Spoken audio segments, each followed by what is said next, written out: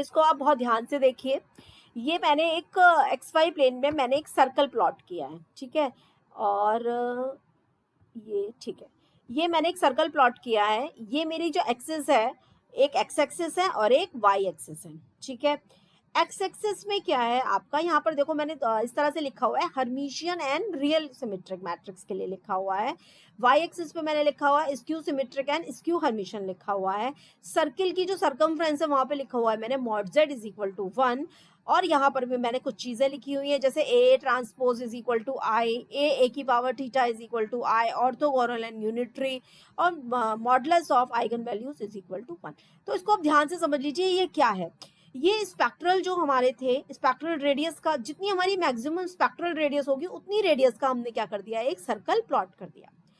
कोई भी मैट्रिक्स अगर आपकी दी हुई है, सपोज ये आपका जो चार्ट है ये आपका आइगन वैल्यूज कैलकुलेट करने में, शॉर्ट में हम आइगन वैल्यू बहुत फास्ट कैसे कैलकुलेट करते हैं, या हम किसी भी क्वेश्चन का आंसर किस तरीके से शॉर्ट में करते हैं, उसमें ये बहुत आपकी हेल्प करेगा। इस चार्ट को बहुत अच्छे से समझ लेना।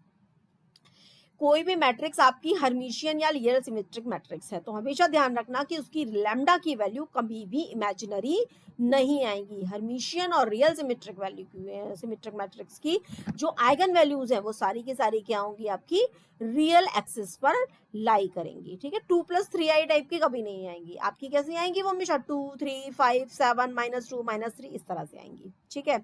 इसी तरह से हमारी स्क्यू सिमेट्रिक और स्क्यू हर्मिशियन मैट्रिक्स जो है उसकी वैल्यूज हमेशा क्या होती हैं, आइगन वैल्यूज हमेशा इमेजिनरी आएंगी।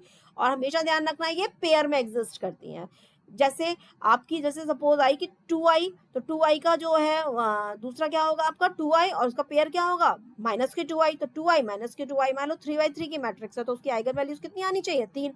तो या तो उसकी वैल्यूज सारी कैसी होंगी, इमेजिनरी। इमेजिनरी किस में एग्जिस्ट करती है, पेयर में, तो तीसरी वाली कितनी हो गई, 0। और हमने पीछे एक थ्योरम पढ़ी थी कि जो आपकी ऑड ऑर्डर की स्क्यू सिमेट्रिक मैट्रिक्स है उसकी क्या थी, एक आइगन वैल्यू क्या आ रही थी, हमेशा 0 आ रही थी। तो यहाँ से भी आप शो कर सकते हैं कि स्क्यू सिमेट्रिक मैट्रिक्स की हमेशा, या स्क्यू हर्मिशियन की हमेशा पेयर में आपकी इमेजिनरी आइगन वैल्यूज होती हैं और साथ में पेयर में एग्जिस्ट करती हैं। क्लियर।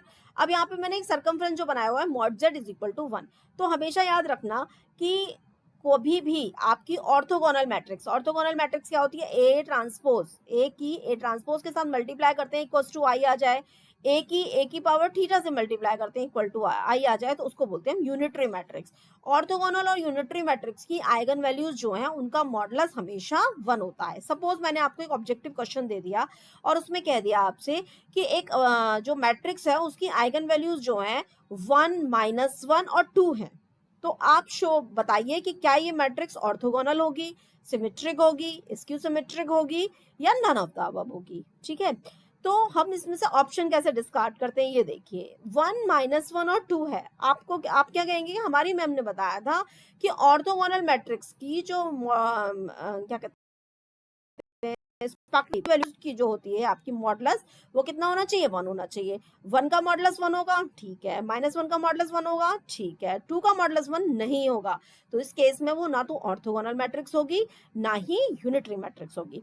अब 1, -1 और 2, ठीक है, इनमें कोई इमेजिनरी आइगन वैल्यू नहीं है। जब कोई इमेजिनरी आइगन वैल्यू नहीं है तो ना तो ये स्क्यू सिमेट्रिक हो सकती है, ना ही ये स्क्यू हर्मिशियन हो सकती है। तीसरी पॉसिबिलिटी क्या आती है कि वो हर्मिशियन या रियल सिमेट्रिक मैट्रिक्स हो सकती है।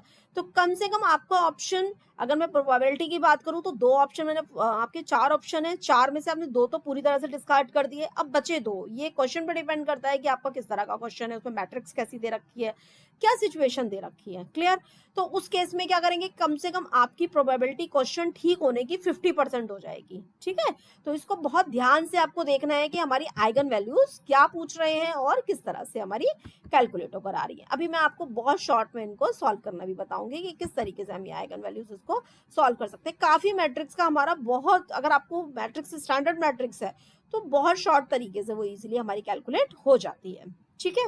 अब मैं नेक्स्ट आपको किस तरह से कैलकुलेट होती है वो मैं आपको नेक्स्ट वीडियो में बताती हूँ।